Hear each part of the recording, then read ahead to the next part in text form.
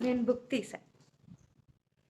ఆ బుక్‌లో నేను పాస్ట్‌లో చేసిన మిస్టేక్స్ ఆర్ ఎల్స్ ఫ్యూచర్‌లో చేసుకోవాల్సిన కరెక్షన్స్ రాద్దామని రాసా. రాసి వాటిని చదివితే నాకక్కడ హ్యాపీ మూమెంట్స్ కన్నా కూడా నేను సాడ్ మూమెంట్స్ ఎక్కువ రాసుకున్నా. నా గతంలో జరిగిన చేదు జ్ఞాపకాలని నేను గుర్తెచ్చుకున్నా.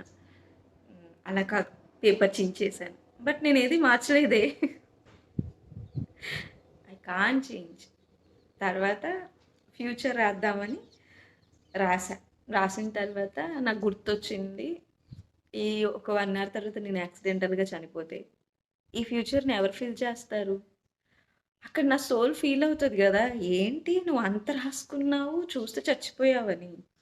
సో, అప్పుడు నాకేమర్థమైందంటే, ఫ్యూచర్ నువ్వు ప్లాన్ చేసిన డెస్టినీ, ఒక యూనివర్స్ నీ కోసం ఇంకొక డెస్టినీ ప్లాన్ చేసింది. సో, నువ్వు ఫ్యూచర్‌లో ఈ ప్లాన్స్, ఈ గోల్స్ సక్సెస్ అవ్వాలని నీకున్నా, నెక్స్ట్ మినిట్ నీకేమన్నా అయితే వాటికి నువ్వు గ్యారంటీ లేదు. సో, వదిలేసేసా. నెక్స్ట్ నేనేం చేశాను, ప్రెజెంట్ రాద్దాం అనుకున్నా. ప్రెజెంట్ నా బ్రెయిన్‌లోనే ఏం లేదు. దాంట్లో ఏం రాస్తాను? ఏం రాయలేదు. సో, మనిషి ప్రతి క్షణం తనకి నచ్చినట్టు బ్రతకడానికి ఉన్న అవకాశమే ఈ జీవితం. ఇందులో చాలా ఉంటాయి. వాటిని అలాగే తీసుకోవాలి.